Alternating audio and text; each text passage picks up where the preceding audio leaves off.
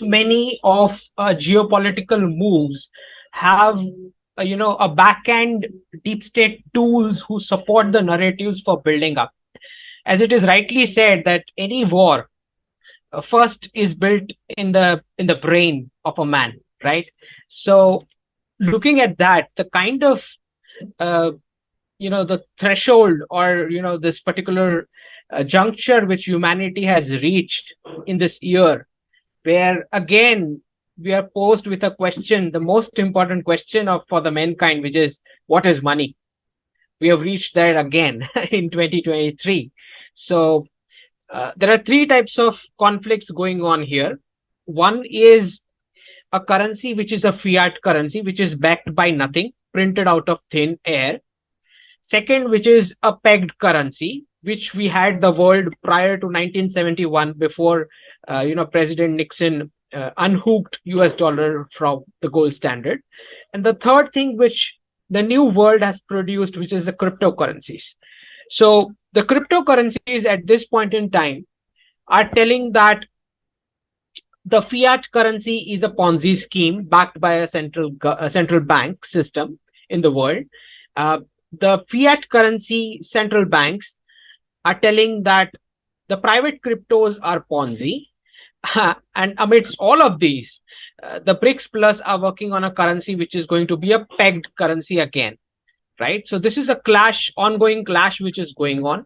Now, the background for why what is happening, this concept of global south came forth, is that the entire world, all the international busybodies, जितनी भी संस्थाएं बनी after the second world war, वो सारी संस्थाएं उस प्रकार के स्ट्रक्चर से बनी कि वो यूनिपोलर डॉलर वर्ल्ड को सपोर्ट करे, right? So all the organization, international busybodies, be it United Nations, be it World Bank, or be it the IMF, all these bodies were structured in a fashion that it supports the unipolar dollar world, which means that the Bretton Woods Agreement, which we are talking about after the Second World War, which basically imposed United States dollar as the reserve currency of the world, it's because of that the global south terminology, which particularly means to exclude the Western nations, that is being now strengthened, particularly because now the global south, the countries who are actual producers and has the actual real energy resources to serve the world, they are saying, hey, we are not going to accept a fiat currency backed by nothing, printed out of thin air, as payment for our real production and resources. Now, it makes complete sense why the Western media would like to hide this, because this is the last bickering of the hegemon attitude, right? Anyway, and this has been the history for the whole mankind. It's not the first time it is happening. Whenever a hegemon is moving out of picture, the hegemon does not want to feel that it is moving out of the global stage, right? So there will be a kind of sense of being in a denial mode, that no big changes can come. No, the dollar will still continue as it is.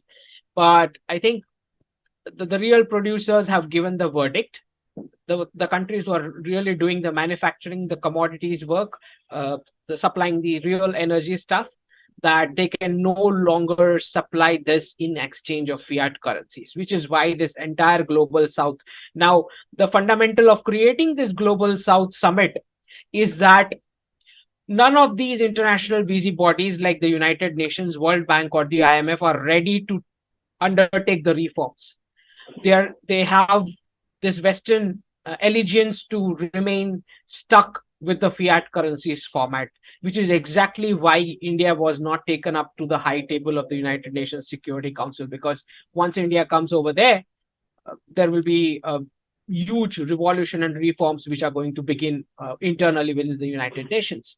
So the global south had no option but to, congregate and, basically reduce the United Nations and other similar bodies to a lesser relevance as the global south defines what the new world order is going to be like.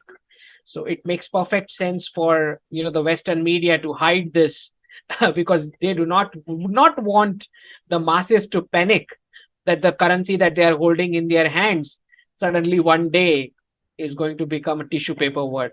The prime minister, as long as much as I've studied him, I mean, he has been the chief minister of the Gujarat state of India for this many years. And what I have studied is that he does not believe in changing or giving a Babu a transfer from his position. He believes that the person needs to be screwed over there in his position itself, and we need to get we need to get the efficiency out of him and the outcomes that the nationalist outcomes that the government is moving in that particular, whatever the direction be, right? So one of the important things that has come out in this Global South Summit, which is very striking, is that Jaishankar, the External Affairs Minister, gave a statement that some powers have been singularly focused on their own advantage, so much so that it's caused an exclusion of well-being of the international community. Prime Minister Narendra Modi not just talked about the new Bretton Woods process that should begin, but he also talked that we want a globalization that does not lead to unequal distribution of vaccines or over concentrated global supply chains. Now, the magic of these two statements, if you analyze, you come to know that Prime Minister Narendra Modi actually snatched the concept of globalization from the Western template, right?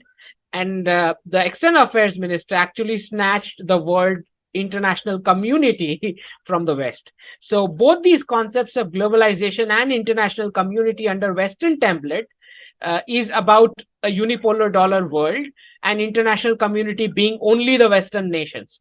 So both of them have done this job of snatching the narrative of what actual globalization should be like and what international community actually means.